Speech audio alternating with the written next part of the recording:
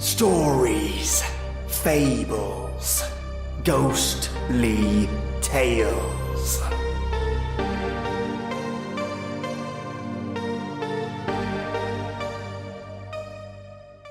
You look outside.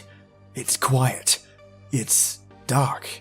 Then, all of a sudden, your garden sensor light activates. What you see is perplexing, especially at this time of night, being 2 a.m. It's a man, but he's not looking at you, oh no. He's looking up, but why? You're about to find out. Welcome, lovely listeners. And something different comes your way tonight. A No Sleep by Donut Boy 456781. And yes, that is a fantastic name. They bring you a story today that is quite different. Something awaits our protagonist and his partner, but what? Today I bring you Chapter 1 and Chapter 2 of a 4-part series titled, There Was Someone Standing in My Yard Last Night, and I Don't Know What to Do About It. A huge thank you, of course, to Donut Boy 456781 for his approval for me to narrate this No Sleep story. So, pour yourself a hot Earl Grey, or a lovely coffee should you wish, lock your doors, and snuggle up somewhere comfortable for something different. Last night started off pretty normal. Most of the downstairs lights were off when I got home, but that was to be expected. Mary doesn't mean to do it, but she always seems to forget that her husband works the graveyard shift, meaning he will be coming home most nights when both she and the son are fast asleep. It was nothing to be angry about though. I simply planned to bust her for constant forgetfulness the next morning and nothing more.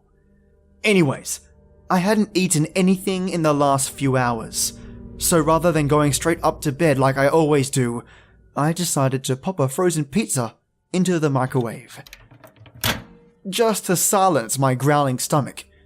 That break of routine, as meaningless as it seemed at the time, is probably the only reason I am writing this post.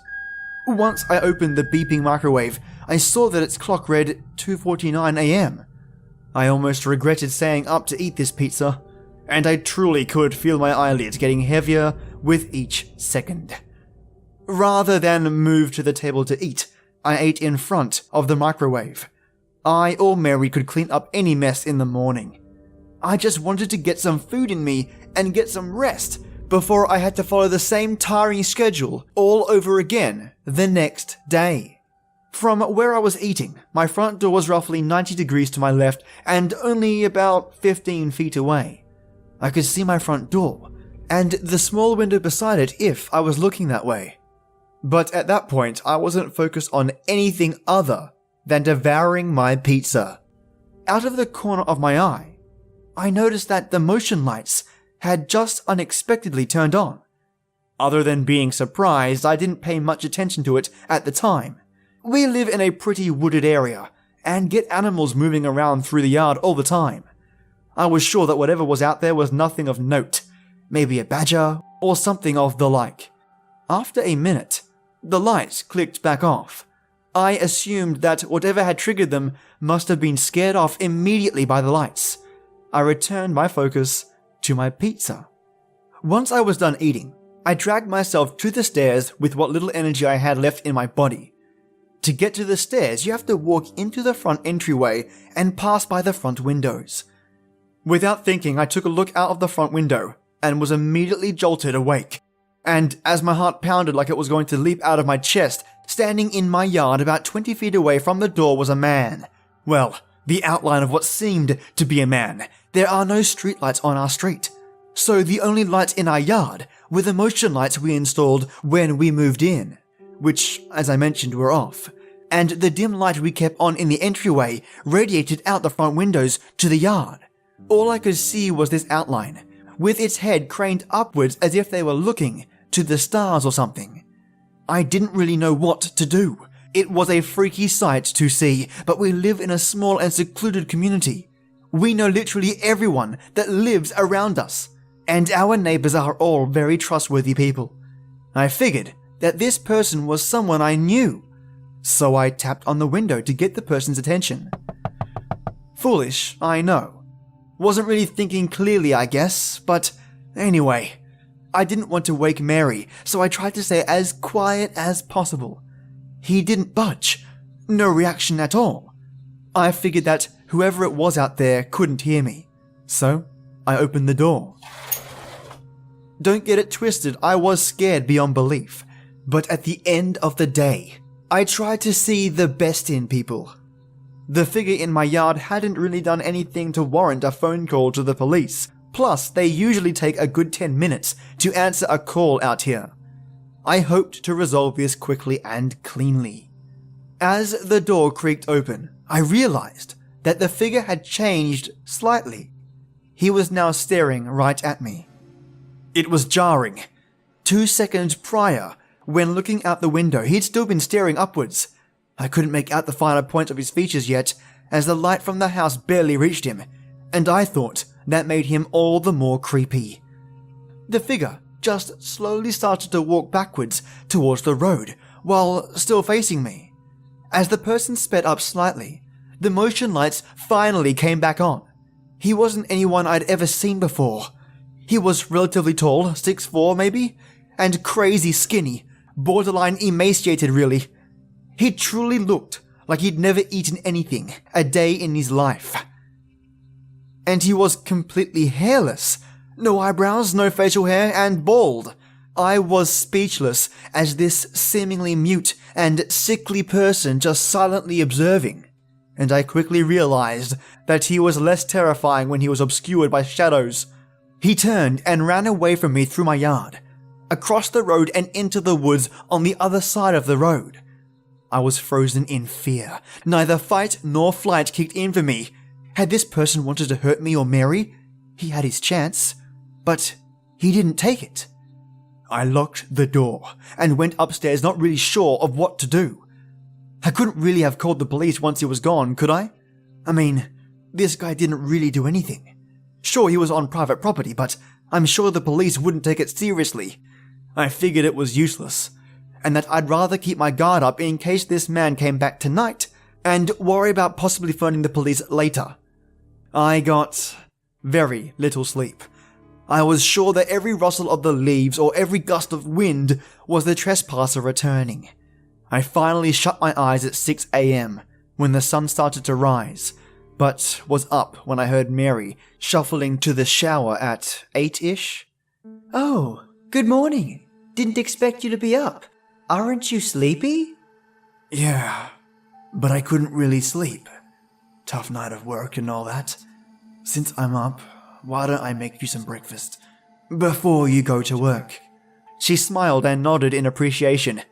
I wanted to tell her about the events from a few hours prior, but I knew it would freak her the fuck out. And why wouldn't it?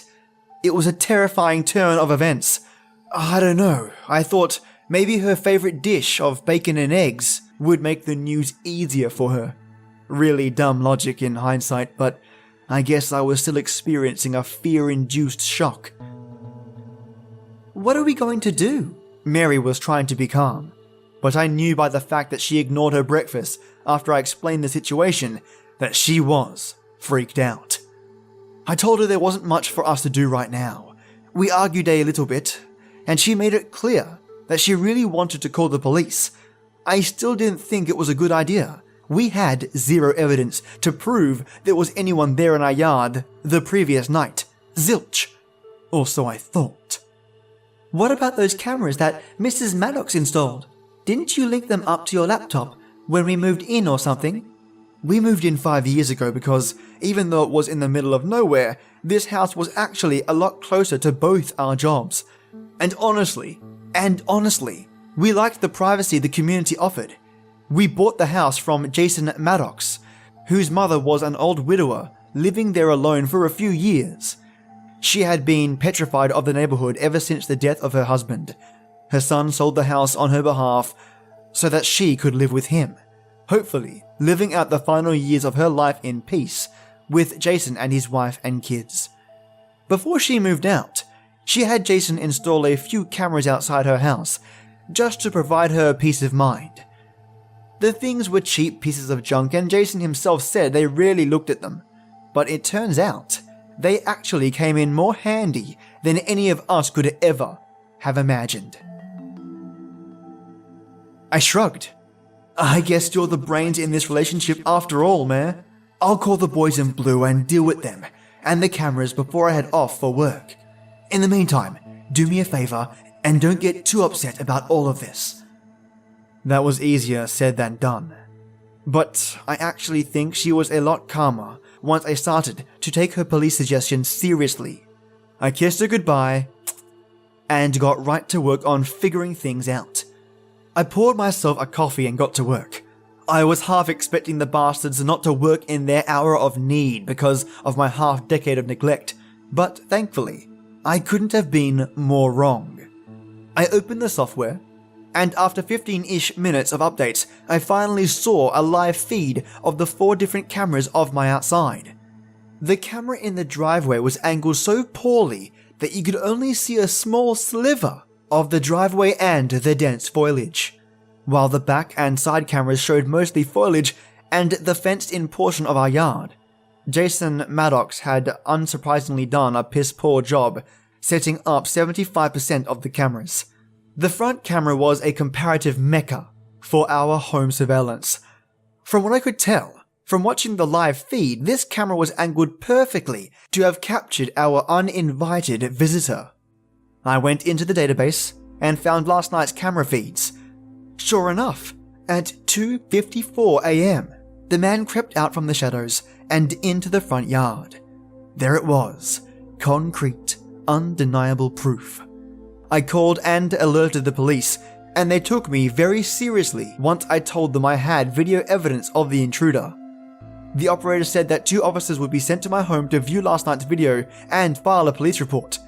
Alas, my relief was short-lived. Something that the operator had said made the hairs stand up on the back of my neck. A logical and seemingly mundane question with immense ramifications. Something both horrifying and entirely possible that I simply hadn't thought of. Does this individual show up on the security cameras on any other nights? All at once, I realized how entirely possible and downright terrifying this possibility was. I mean, how many times did I lay in bed and see the front lights click on at odd hours of the night?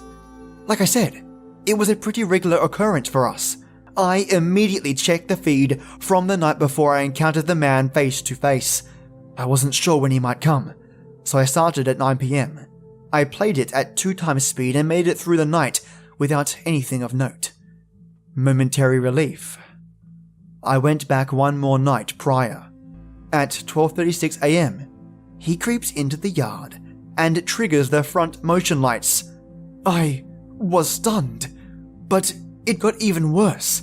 He stayed there, motionless, in complete darkness until just about 5 a.m. He was so still for almost 5 hours that he didn't even trigger the motion lights again until he turned around and left for the day.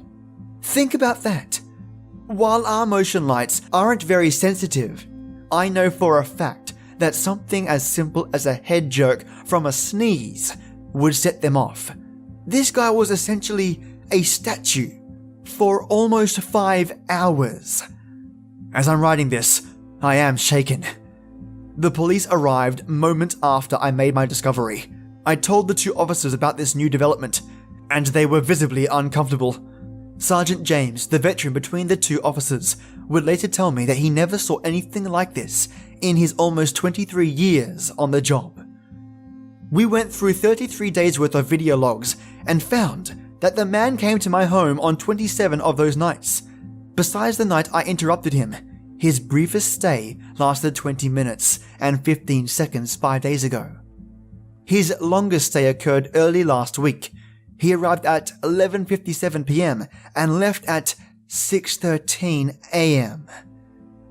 He always stands in a similar spot in the front yard, about 20 feet from the front door.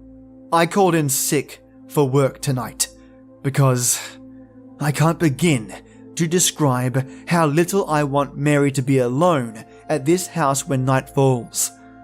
I'm terrified.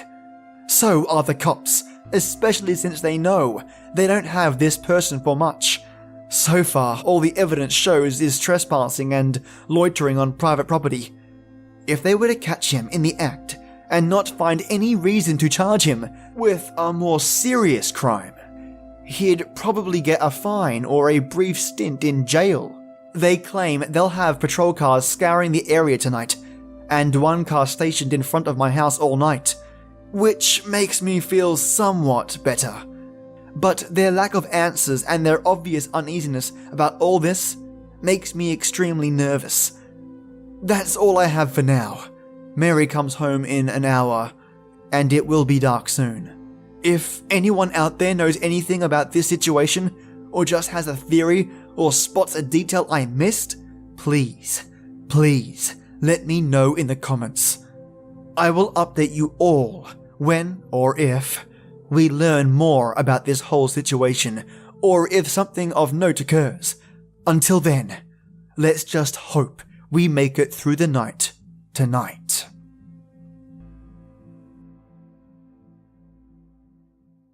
Chapter 2. Thank you to those who expressed their concern for my wife and I. Between all of your kind words and the kindness of the police, it's nice knowing we aren't alone through all this craziness. Fortunately, our night was mostly uneventful after all the bizarre discoveries from the previous day. At least one police car stayed parked in the front of our house from sundown until sunup, just as was promised. And there were no signs of the mysterious individual through the whole night. I know it's quite possible he could have been present somewhere else, but you take solace in the little victories when you can get them. At 2-ish, I heard the policeman moving around in the driveway. In the morning, they told me they thought they saw the person standing in the driveway, but by the time they investigated the driveway and the wooded area near it, there was no sign of the trespasser. I also appreciate hearing all your suggestions in the comments about how to get through these times of trouble. I'm not a superstitious man, but I definitely can't rule anything you suggested out at this point. After doing some research about wendigos and skinwalkers, I can say I'm thoroughly terrified by the similarities our visitor had with both of them. I sure as hell hope that our guest wasn't either one of those things. Otherwise, this all seems pretty hopeless. Also, I actually do own a shotgun. I've never used it for anything other than skeet shooting, but having it definitely makes me feel a little safer. I'll be sure to keep it locked, loaded, and by my side until everything is resolved. Anyways, there have been some developments since last night, which I will share with you all now. For starters, I've decided not to tell Mary about the fact that our guest is a recurring visitor to our property. I told her that the police stayed out front all night as a favor to us, rather than their fear that we're dealing with something a lot more malicious than just a one-time trespasser. Plus, I'm worried that this might bring back some bad memories for her. She had an issue with a stalker when she was in college, and it persisted for nearly a year before she was able to get a restraining order on him. Even though she hasn't seen this person since, she's still very much disturbed by that painful experience 8 years later. I spent most of last night trying to convince her to make the trip to stay at her sister's, but she refuses to leave me alone despite by how unsafe our house now is. I'm walking on eggshells here, so while withholding the truth from her feels dirty, I think it's better than the alternative if she's sticking here with me. I also made a trip to town around 9 o'clock this morning to make a few purchases that should let any upcoming nights feel a little safer. The most important purchase? 15 lights that are much stronger than the ones we've had dotting our property since we moved in. These new lights are set on a timer, so I plan to illuminate just about every inch of property starting tonight.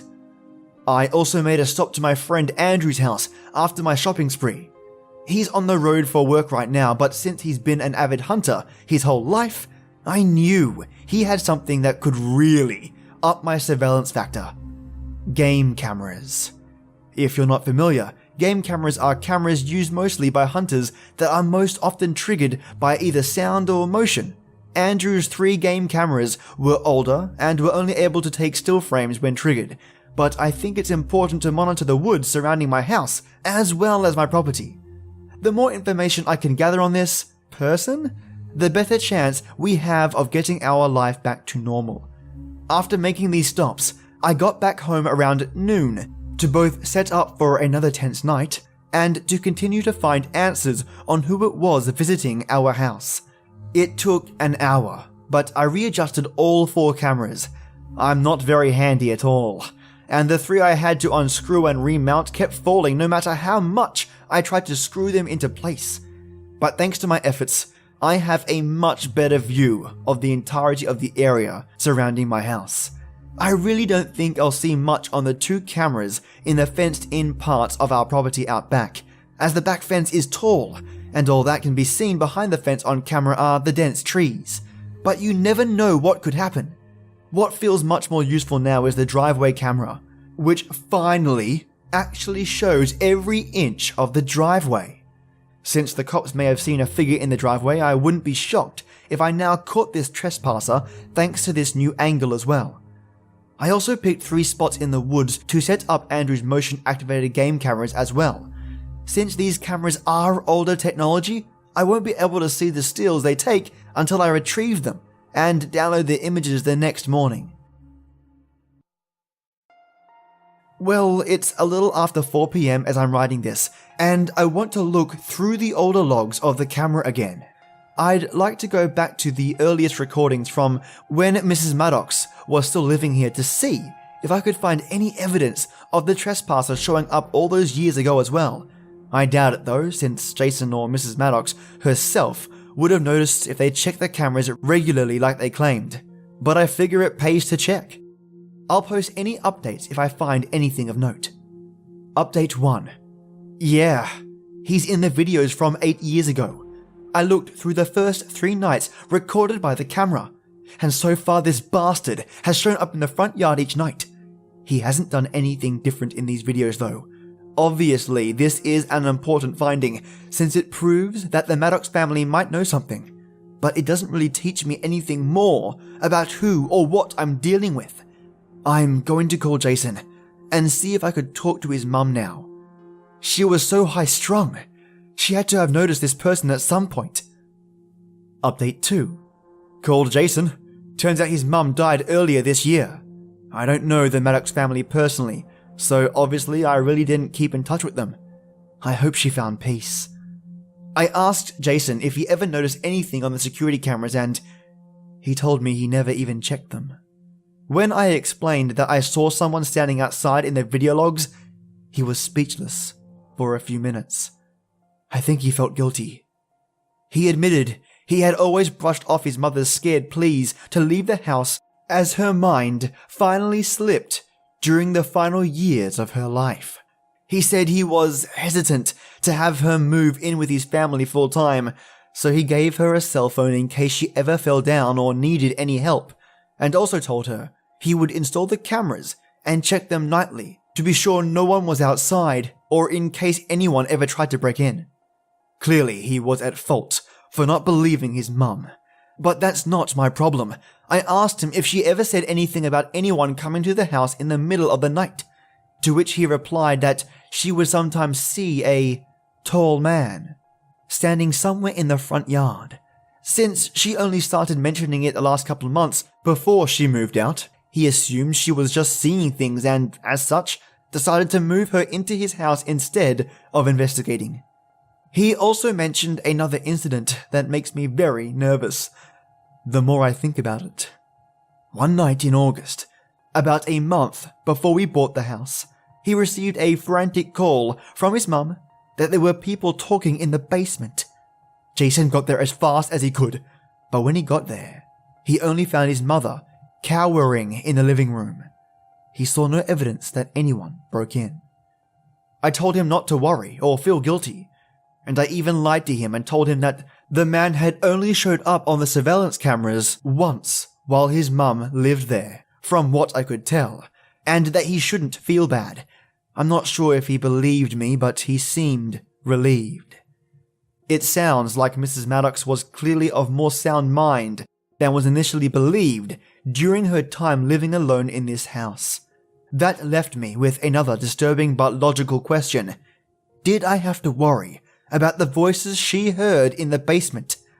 Thankfully, I never dealt with anything like that, but now I'm worried there might be someone or something lurking in the walls of our house and not just in our yard. Mary's here, so I'm just going to focus on keeping her calm. I'll make some more updates if need be, but tonight will hopefully just be another quiet and uneventful night. Update 3. Fuck. It's almost 10:30 and the police officers still haven't showed up to sit and watch our house like they did last night. I told Mary another fib. To cover up the fact that we were still very much in danger, she's in bed already sleeping. I told her I would be catching up on the work I missed last night. I'm actually holed up in the upstairs office with a mini fridge full of energy drinks to my right and my trusty shotgun at the ready. I plan to stay glued to my laptop all night, watching the live feeds of the outside until the sun rises and I can feel safe again. I've been watching this monitor for an hour now, and I think I'm finally noticing something in the driveway. It's just out of the light, crouched down near the woods, but it's the trespasser. He's completely motionless, but it's definitely him. I think he's been there for a while now, but he's just twitched slightly a couple of times. I'm calling the police as I type this. They've been alerted, and they're on their way now. I know they'll do their best, but I probably won't see them for another 20 minutes. I've got the gun on my lap now. I'm going to bring the gun and the laptop with me into the bedroom and lock the door. For Mary's sake. Can't be too safe. In the minute I've taken my attention away from the screen to get fortified in the bedroom, he's completely changed position. That little shadow on the edge of the woods is gone, and now standing at the end of the front yard and almost on the road is the trespasser. His head is craned up towards the sky again. It's almost like he's staring at the camera, staring at me. It's quiet, eerie. I know we live in a secluded area, but he just sprinted towards the house. He's banging on the door. And this concludes Chapter 1 and Chapter 2 of the Nosleep Story. There was someone standing in my yard last night, and I don't know what to do about it. Nothing quite like a no-sleep cliffhanger, right? But rest assured, Chapter 3 and 4 are just around the corner. No podcast plug for tonight, it's a Friday. Well, over here in Australia it is. So, go have fun, relax, and I'll have part 3 and 4 ready for you by Monday. And please, if you've had a busy day, know that like all good things that come to an end, so does the bad. Find yourself a cake or your favorite food and cherish that relaxation time. Enjoy your weekend, my ghasts and ghouls. And as always, till next time.